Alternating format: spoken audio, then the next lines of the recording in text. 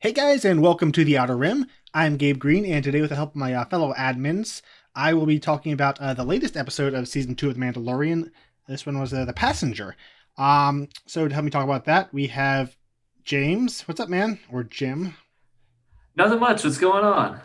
Jim Uh, only in the context of Zoom. and also we have Drew, but he's back. What's up, dude? Glad to be back.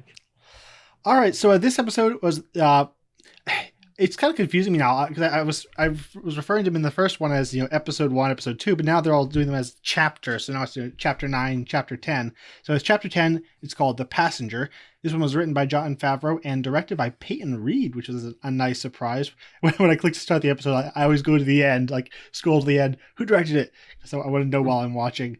Yeah. So Ant-Man, dude. All right. So James, you're new here. What did you think? Well, actually, first, real quick, what did you think of the first episode? You mean chapter 9? Yes. I liked it a lot. It's weird. I feel like I'm going to end up having the same reaction as I did with season 1, which is like, not technically not a lot happened, but like I still enjoyed what I saw. So it's like, having watched TV, like other shows and stuff since season 1 of Mandalorian, I I was like, okay, you got to get back into that headspace of like this very episodic. This is kind of story of the week, conflict of the week kind of thing. Um, and so, but like once I'm like, okay, that's right. That's what the show is. I really enjoyed it. I really liked Cobb Vanth a lot. Timothy Oliphant is just like Hmm. such a fun, charismatic presence, and like every time he's on screen, it's like this is just a good time. I like watching this guy do and say anything. Um, and me as a professed kaiju fan, like really had a lot of fun with that ending. Because what's funny is because I love, like, I'm still a kid when it comes to monsters. Like, I'm like, give me more of these cool Star Wars creatures and stuff. I've been so disappointed that we've gotten this far into Disney's ownership, and I'm like, we still haven't seen a crate dragon. We still haven't seen another Rancor. It's like, okay, so now we got the crate dragon down. We finally know what that big skeleton off in the distance of the New Hope looks like. So now I'm hoping for a Rancor next. All right. Moving off of that, what did you think of The Passenger? I liked it a lot. I think I might have actually liked the passenger even more. Um, I think it's partly because it's a fresher location. Like I'm not one of the people who's super disappointed that we are revisiting Tatooine as much as we are, just because like I love Tatooine. I think with the show being kind of this frontier western show, Tatooine kind of makes sense as a revisited spot. And the Um, what we saw in the Marshal was pretty much all mostly new territory. Like it was just stuff we hadn't yet seen in Tatooine. Yeah.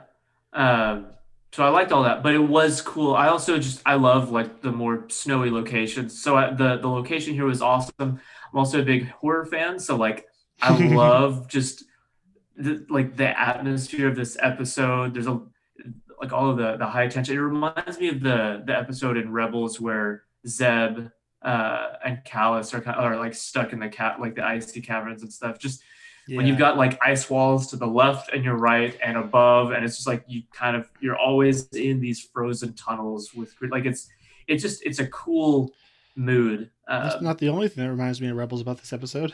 We'll get to Yeah, that. and again, as like a True. monster fan, seeing those creatures come back was really really cool. And so, how about you, Drew? Yeah. I really liked the episode. I probably like the first or chapter 9 a little bit more than this one. Um, but this was a great episode regardless. And again, like I said with the last episode, the budget is just ridiculous. Like it's leaps and bounds better than the first season, and I'll probably be saying that for every episode this season, but I was Yeah. just really impressed. Compare the space chase, the spaceship chase in this episode to like the one at the beginning of the Gunslinger. It's just they can do. There's so much more they can do with these ships, and it just Oh yeah. looks so much better. Yeah, that space chase is incredible. Like Yes. there was so many like incredible individual compositions. The lighting of it was amazing. Just like let's Yep. set all of this to the sunset with everything like you've got all of these reflections off the X-wings and stuff and The sense The of clouds look speed, so good too. like replicating the look of like a long lens, up in the clouds, is just giving you this sense of speed and just the weight of the ships. Like when they said, that thing's gonna tear apart an atmosphere, you feel like the rattle of the ship, like Yeah. it's a real thing. So yeah, Peyton Reed's direction, I really, really liked. And sorry. Not to worry. I better check and make sure I don't have more alarms set. Yes, I did. Not anymore. All right. So yeah, and I remember when we were discussing Ant-Man on franchise fatigue, James. I described Reed's direction of those films as very sturdy. It's not showy. It's very simple. It's just kind of simple shots, but I think just well put together. Every shot does what it needs to do. The edits are all tight. Like there's never any moments in those films where the direction I feel like pulls you out. Where even more ambitious filmmakers will have like just weird moments, weird edits, just weird choices.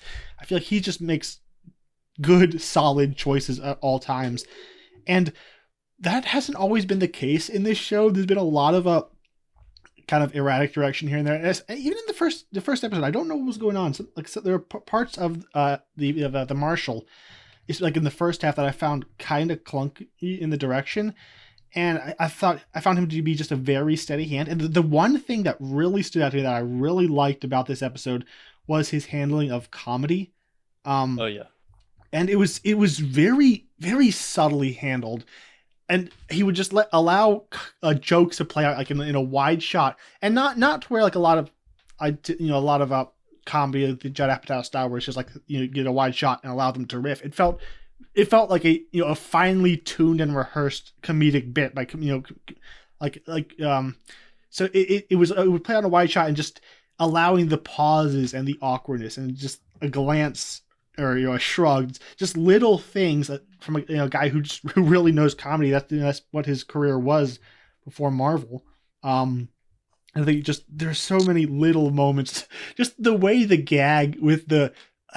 I don't think he's a Jawa, but the little Jawa like guy when he gets the jetpack and starts running off into the desert, and he just holds the shot for a while, and it's coming, and then it happens, and then maybe Yoda looks at Mando and he just kind of shrugs, and then he falls to the ground. It's just so many little gags that he could play him up so much more, but I feel like there's a lot of cool and just other things like when when they do the traffic stop in space. And I love how it plays out just like a standard traffic stop when you get pulled over by a cop, and the awkward pauses, and we're gonna have to. Can you check your ping and all that? And then that moment where just in the background of the shot, the S foils open up, like it's on.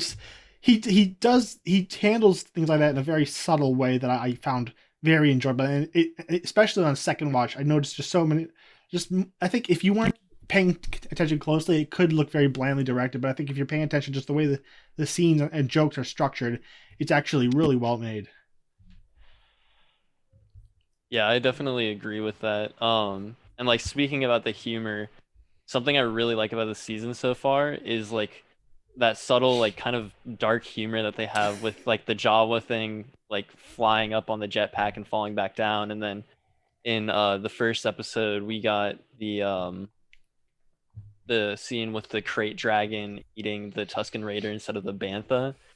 And I just love that like subtle dark humor, but it's not like over the top or anything like that. And it really fits into like this whole like outer rim, like Wild West kind of setting that they're going for. Yeah. How did y'all guys feel about Frog? Oh, did you have something to say, James? I was just saying, I really appreciated the Mandalorian humor kind of throughout both seasons. Like even from the first episode, you're like, I wonder how, or forget what he said. Like, I wonder something about it, and the IG is just like, we'll never know, and he points the gun at the like. There's are just like disintegrating Jawas. This show's always kind of had that that ability to Or- go a little darker and macabre with his Or humor. Baby Yoda eating the eggs that are the last hope of this race. Yeah. Yeah. So speaking of eggs, how do y'all feel about Frog Lady? I really liked her. She's voiced by D. Bradley Baker, who's the voice of all the clones in the Clone Wars, and he does all kinds of creature voices throughout Star Wars. I found just the design and the animatronics of the face and the way the voice and again that very subtle comedic touch that Peyton Reed brings to the season. I found their interactions just very enjoyable and how kind of put upon Mando was dealing with this creature that he didn't understand.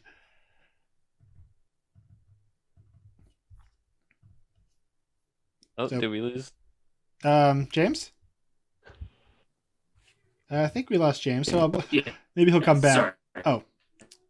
So yeah, Drew, how did you feel about her? Lost connection just for a little bit there. Okay. Okay, there we go. Yeah, so I actually really like the character as well. Because it was something like completely like fresh to Star Wars. I mean, like obviously we get weird creatures all the time, but this is like a really different take. And I loved how they had like they called her like the frog and like the subtitles and stuff like that. Sorry, I don't and like speak there's frog.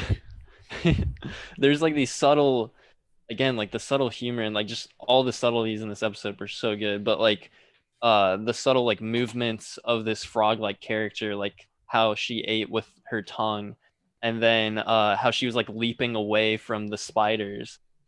Like I just love that so much. Yeah, I'm glad I'm not the only one who liked the character way more than I expected to. Like even thinking back on the episode now, it's weird. There's not a whole lot there to the character. The design, like it really is just kind of like this frog-looking face. But for some reason, it just like I just really liked her presence in the episode. I mean, the animatronic is pretty amazing. The effects hold up super well. I like her introduction when she comes back and she's got her backpack on and she's walking around ready to be taken off. I'm like, I like this character already. And the thing is, like, even beyond just like the great movements and I really like the fact that they had like her whole leaping effect was able to be pulled off the way it did without looking like super stupid. I thought was impressive. But even beyond all of like the effects, I just with just a very small handful of moments for a character, they were able to craft a person that I started to actually care about. Like whenever she takes the droid and you really get the sense of desperation from her. I'm like, I just like your design at first, but like, oh, this is a mother who just wants the best for her kids, and like she wants them to be like it's. I ended up really liking her, and yeah, like she plays like a joke character for all that time, and then they give her this really great scene where she finally gets a voice and gets to kind of lay her heart out to Mando and lay into him for his apathy. It was really good, and and somehow they're still able to make Baby Yoda just eating her eggs. Absolutely hilarious. The show's weird. It's really weird. And yeah, so Baby Yoda was kind of in the background last episode. He's really front and center here. And I think they're doing a lot to deepen the relationship between Baby Yoda and Mando. Just little. Also, did you notice that he's far more vocal in this episode than before? Yeah. Like, well, he's pretty vocal even in like he was barely in the last one, but when he was there, like they're giving him a lot more of the baby sounds and like vocalization and stuff. Like when Mando's repairing the ship and he walks over and he's like pointing to the frog lady's gone, and he's like straight up gibbering and chattering in a way, and just like little coos and things. Oh, when he runs to Mando after the bounty hunter lays him down to trade for the jetpack, or there's a little moment when after the crash and Mando lays down to sleep, he just kind of cuddles up at his hip, and he's so freaking sweet when he's not murdering murdering eggs. Oh yeah, one thing I wanted to do with these things is ask you guys, like, what was your favorite Baby Yoda moment in this episode? Did you have one? I'm kind of torn between like it's like do I go for funny or do I go for cute? Because like the eating the eggs is Yes. pretty funny. Uh, but I don't know. I think him sleep like kind of cuddling up to the hip is yeah, it's great. That's you, Joe. Yeah, well, since you went with that one, I'll have to go with the eating eggs. Like the way they played that joke was really good because I never felt like they overplayed the joke at all. Like there were like plenty of moments where he could have been eating more eggs, but they like were like, no, let's just like throw it in like random moments. Like at the very end, I wasn't expecting him to have another egg because he was looking at the I'm assuming it's some sort of like Bacta pod or something like that. Um, and he's like looking over at the pod, and then the frog lady, she like covers up the pod, and then he looks back at the cockpit, and then he pulls out another egg and eats it. And I just was like, oh man, that's Or when so good. after the eggs have been taken away from them, they've crashed and they're eating out of their little sardine can things, and he maybe looks at his, then looks back at the eggs. It's like, no, Yeah. that's what I want to eat. But I think one of my favorite It's got moments, like this music behind it and everything. yeah, It's so funny. was when she's in the hot springs bath and he's gathering up the eggs and he goes to reach for it and just like out of frame, Mando's finger comes in. No. Yeah. um, then we get the spiders. So many spiders. Yeah, I was so much like when I was in alien mode, like when he's going towards the eyes, like I was thinking, like this Yeah. alien. I didn't recognize the whatever I think that they're called Kryknas in Rebels. So these aren't exactly the same species. Those ones have like a beak and these little what are the little arms next to the mouth called on a spider? Mandibles. No, mandibles are like the actual pincers. Oh, I got you. Yeah, I don't know. I don't know. I don't But- like spiders. I don't know. yeah. But yeah, so the ones in Rebels had that. This one just had like this big round mouth full of teeth. And These was, King Kong looking. yeah, Tentacle the things. the things that ate poor Andy Serkis. Yeah. Yeah, and so when those came out, I really freaked out. It was so cool, and then I just kept freaking out because it's terrifying. It's a lot like Chamber of Secrets when Ron and Harry go into the woods. I don't like spiders. Oh yeah.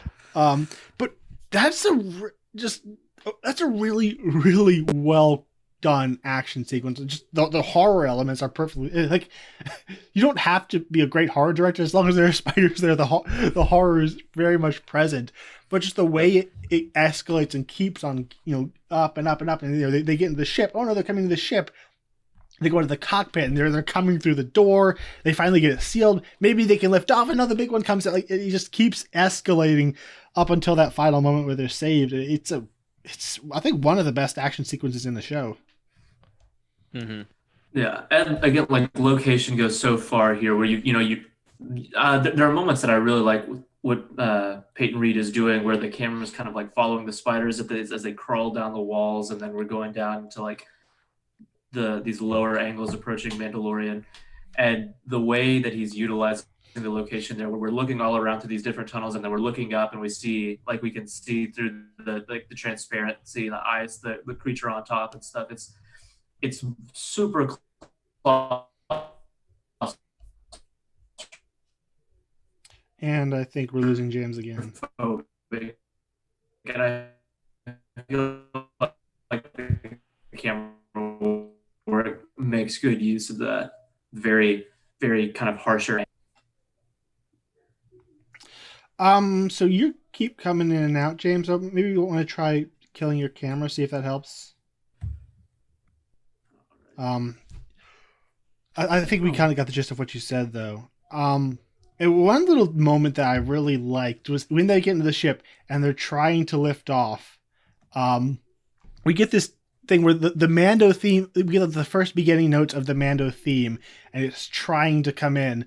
And it comes in like 3 times. It's about to start as they lift off, and then it's cut off by the giant spider thingy landing on top. I thought it was really cool, just musical storytelling touch.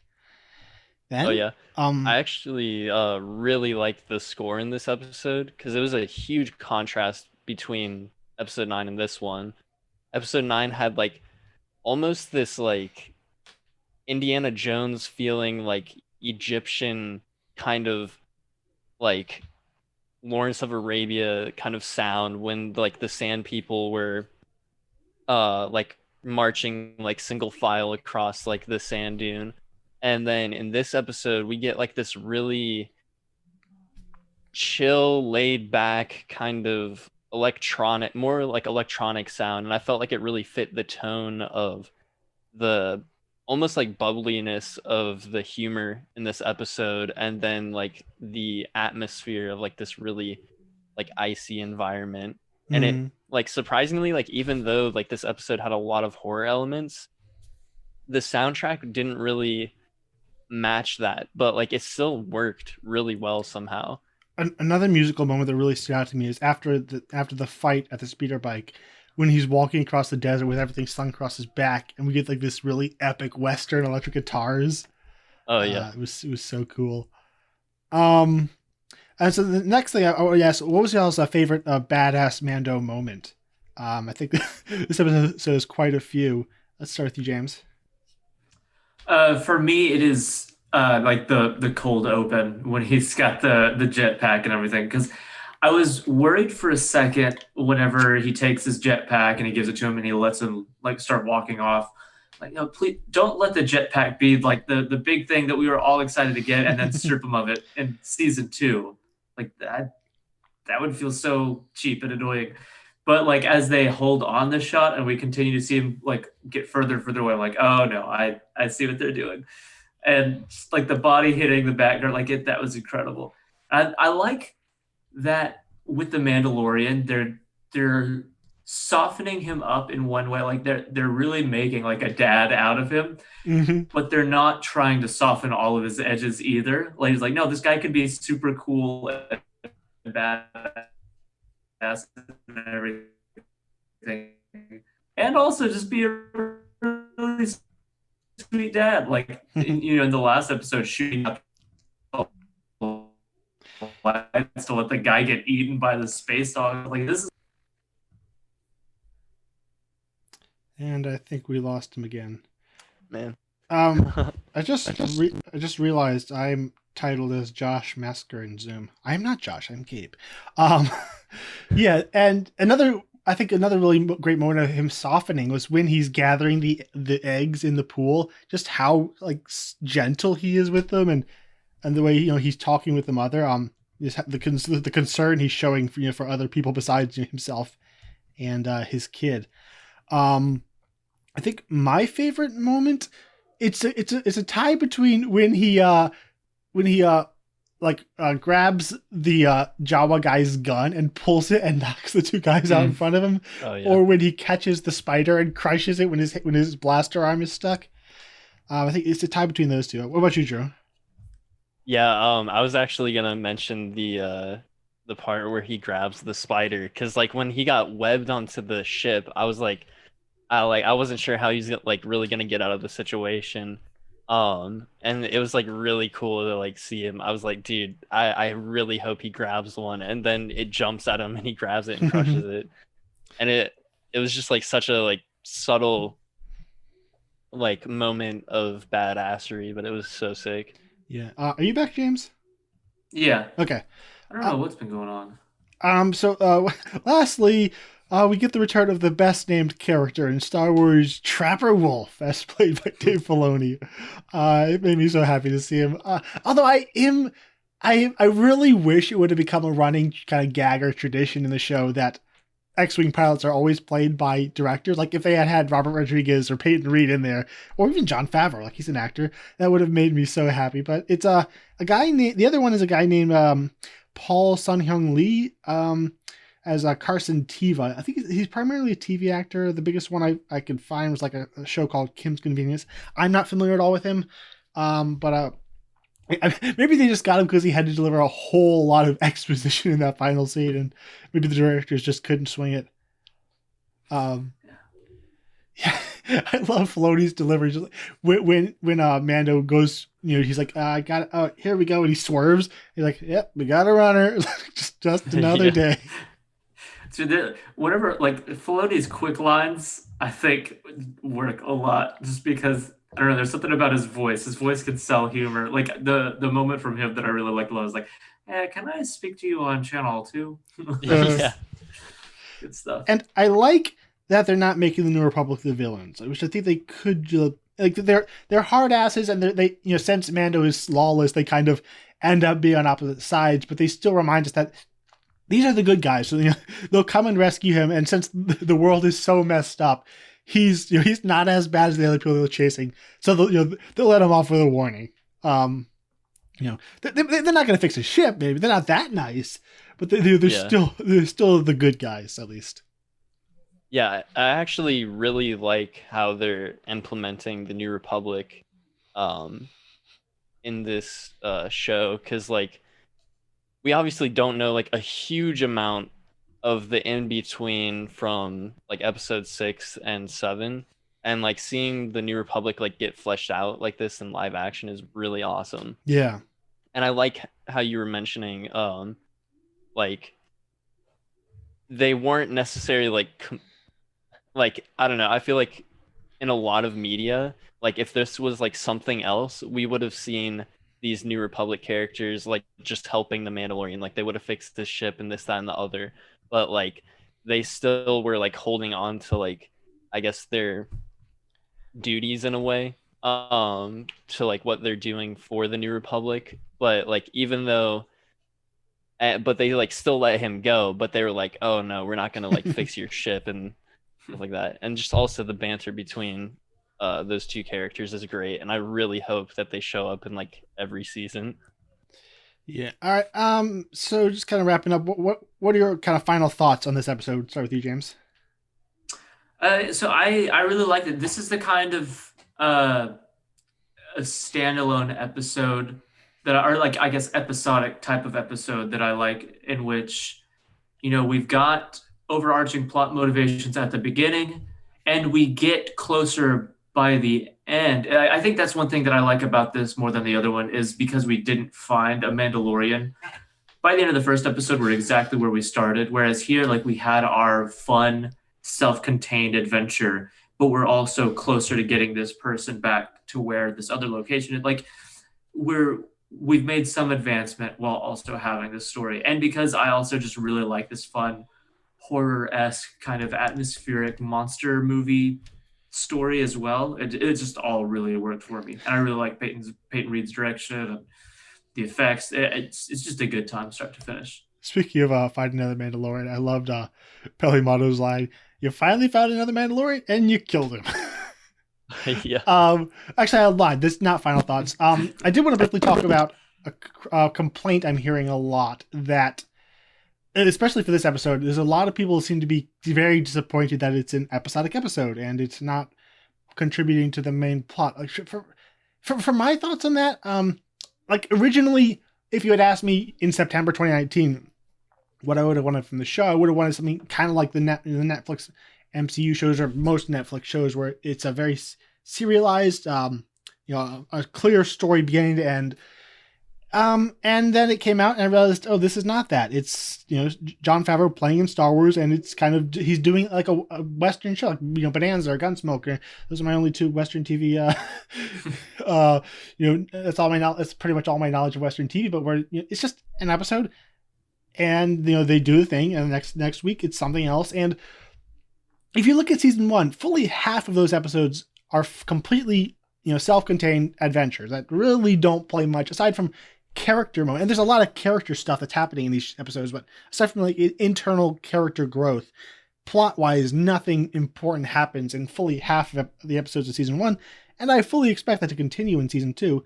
And now knowing that Jon Favreau isn't really trying to do a really deep, character story with, an intricate plot. It's very simple.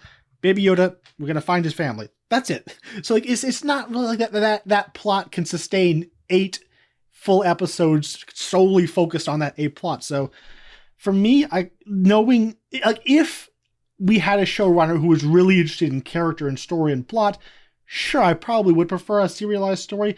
But since he's not, I'm glad he's playing to his strengths and giving us this, this fun adventure Star Wars, this fun adventure Star Wars. And, it's his show, and that's what he wants to do. And I think I don't think it's entirely fair to judge the show, saying, oh, it's sorry, it's been an episodic show or semi-episodic show since the beginning, so it doesn't strike me as entirely fair to complain when it's episodic when that's what it is. Like that's part of its identity. I definitely agree with that it's not fair, because like, I mean, even I remember when they were like first like announcing the series and like talking about it last year. They kind of like, Jon Favreau made it very clear what the show was supposed to be and like the inspirations for it. And like to me it makes sense why they're like doing all these like random little adventures. Like it really reminds me of stuff like Firefly and like Cowboy Bebop, which both have like Western influences and like these space kind of adventure series. And so I totally think like it's cool that he's wanting to do this. I will say, like, I hope that the rest of this season kind of gets a more centralized plot like sooner than last season did. But that's not to say that I don't enjoy these like random adventures that they're having. Because even between or like behind like underneath these like random adventures that they're going on, there's a lot of like character development. And like there's this really like subtle thing that I'm noticing with Baby Yoda, how like he keeps like observing the Mando like killing all of these people, and I really think it's going to affect him think? like in the long term. Because like in the first season, I mean, we even saw him, like choking like Cara Dune, and like there's like a few other moments like that in the first season. So I mean, to say that like for like people to say that they aren't doing anything with like a main plot in this show, I don't think is fair, because there is stuff. It's just kind of in the backdrop. It's not as front center as other series would be. You have anything to add to that, James? Yeah, so I'm mostly with y'all in that like I said, whenever I watched the first episode of the season, I was like, oh yeah, that's what this is. And you kind of have to reframe this. The only thing I'll say, I guess, in defense of the criticism is that, there when you finish season 1 and you have Moff Gideon, coming out with this dark saber, like all the questions that we have there, and then you end with this promise of like, I've got to get this kid back. You got all of these ideas about where things can go, and then like from the very first moment of the episode, like, I've got to find other Mandalorians. Like there is a lot of plot things being presented. So whenever you do go 2 episodes with no real plot things happening, like I think that's where my initial kind of realization was like, oh, that's right, I gotta rethink about this. Went in here being like, last episode we saw that freaking dark saber, like we're gonna have Moff Gideon on this guy's tail, and like we're 2 episodes in with no sign of who seemed to be like the promised antagonist, and we haven't met new Mandalorians, like we haven't had a new hint as to where Baby Yoda's, like, this Yoda homeworld is. Like, so all that to say, like, there's a lot of plot things on the table, and we haven't really touched any of them yet after 2 episodes. So I think that's exacerbated by the weekly format. I think if this was like all dumped at once, it'd be like, okay, I'm watching all of this at the same time, like all at once anyway, so what does it matter? But for some people, I understand, they're like, am I gonna get like a new piece of this plot that they're telling this time, or am I getting another standalone adventure? Yeah,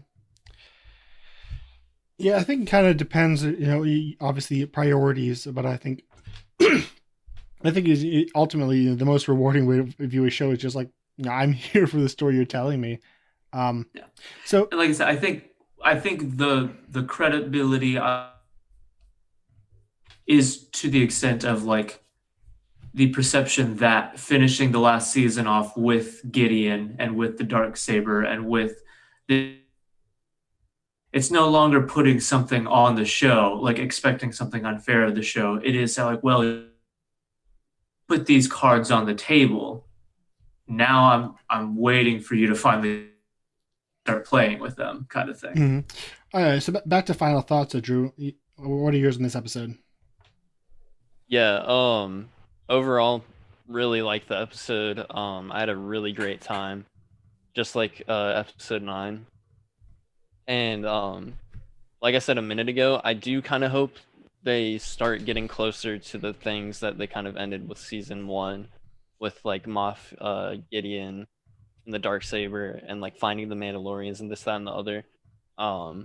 And I do think we're gonna get that. I really do, because they made it a point in this episode that I can't remember what they called it. The thing where he pinged pilots, like that transmitter thing. Mm-hmm. Din didn't want to turn that on, and he was also traveling in sublight, and they made it a point where he's like, oh well, me traveling in sublight is like really dangerous because I have people after me. And I feel like in the next episode, since he did the ping with the transmitter and traveling in sublight, I feel like we might be getting some stuff in the next episode where Empire Remnant is going to be chasing after him now. Okay, that's interesting. So yeah, I really like this episode. I probably put it pretty close to the first one. I think, you know, the finale, the first one was stronger, but this one had some strengths, I think, in the overall construction. And just as far as being episodic, I prefer a fun, one-off adventure to like a lackluster central plot that drags. So I'm fine with the way it is. Yeah. So we will. So we will see you back next week with chapter 11. No title or director announced yet. But in the meantime, join us over at the Outer Rim Star Wars group for positive, fun Star Wars discussion. Minimal negativity, and trying to avoid that entire toxic side of the fandom. Yep. And we will see you back same time, same place next week. See ya. See ya. Bye.